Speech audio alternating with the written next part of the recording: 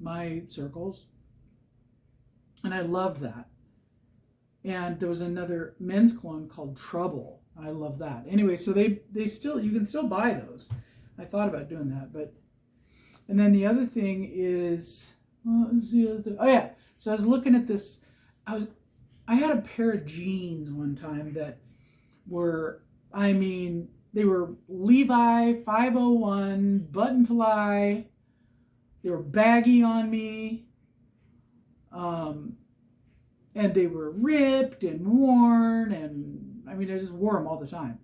So I would just sit there in them, embroidering different designs on them and stuff, and sewing patches on my pants, and sometimes like maybe it was ripped, and I would sew fabric on the inside so it would show through. Shit they're doing now and charging big bucks for it. And I had that. So like I had this pair of jeans that was like a work of art, front, back, all the way down. You know, I mean, you could tell they were jeans, but they were thoroughly artistified, or whatever you want to call it. So I looked up a pair of jeans that I could try to find like that. Oh, let me tell you what happened. So my dad didn't want me wearing them to school. So, but those are my magic jeans, man. I liked them and I liked wearing them. And so I would sneak them, and I'd like dress a certain way or whatever, normal clothes kind of. And then I would go to school and I'd pull them out of my bag that I made out of jeans, and I would put them on and I'd wear them all day. And then before my dad would get home from work, I would take them off and put them back in the drawer. Well, anyway, he kept catching me somehow wearing them, and I was in big trouble. And so I was probably, I'm going to say 16 or 17 or something like that. And I don't know, clothes were a big deal to people back then, like a big deal to parents, because they were just coming out of like, the parents back then had no idea what was going on with kids in the 60s. No idea. We were like a different breed of animal, and we were off the hook and you know, off, totally not at all like every generation before us. Anyway, so I wore them to school, and my dad, somehow, I get home from school, and then my dad gets home from work after that, and he comes home, and he comes right over to me, and he says, "Go get those jeans and bring them to me." And I'm like, "Why? What are you gonna do?" And I was a little sassy back then. And he just said, "Just go bring them." You know, like, and I could tell he was mad because his voice was getting lower and slower, and his eyes were getting squintier, and his fists were kind of like, I just thought, shit, man, I'm pushing him to the edge. And I didn't want to, I'm like, what are you going to do with them? I mean, it was a showdown because those were my pants, man. They were a work of art. They were unique. Nobody had pants like that. And he was going to take them from me, and I knew he was going to destroy them, or I don't know what. And I just kept saying, "What are you going to do? What are you going to do?" And he wouldn't tell me.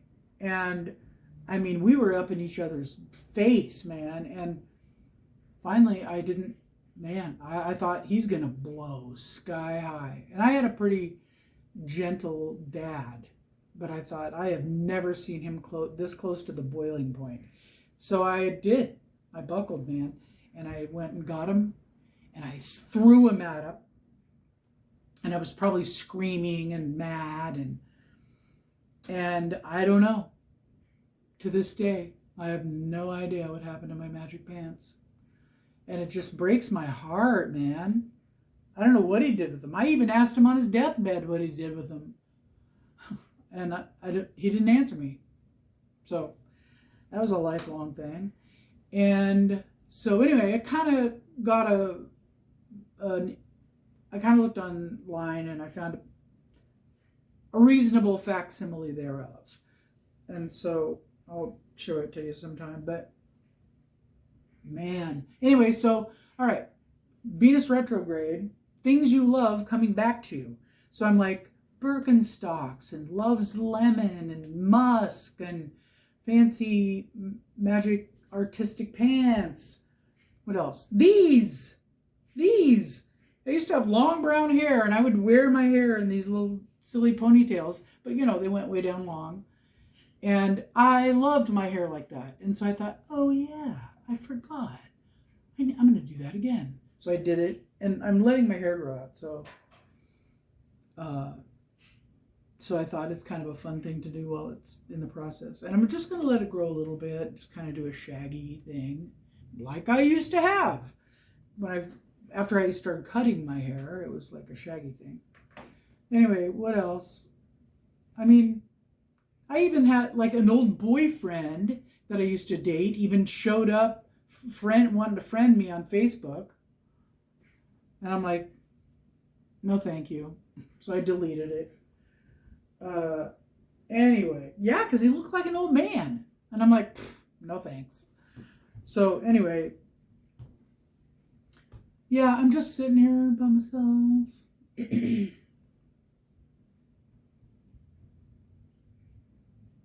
I'm just surrounded with all cool and wonderful things in my life.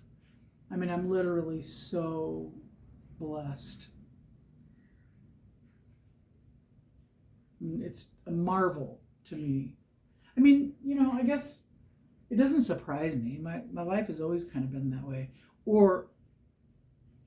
I have to say, I've always been that way. I've always seen my life that way. I've always seen my life, like, I always kind of joke around a little bit and call my home the magic portal of luck and wonder.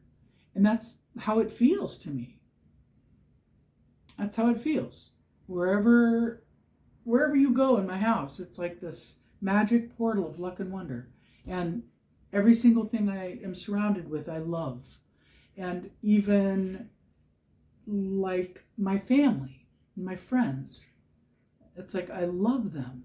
I just, every single person, I just absolutely see all the gold in who they are.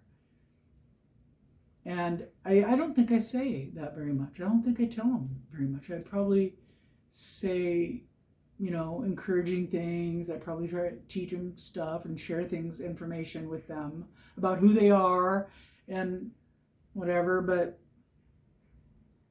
I just love them, each and every one of them, every person in my family.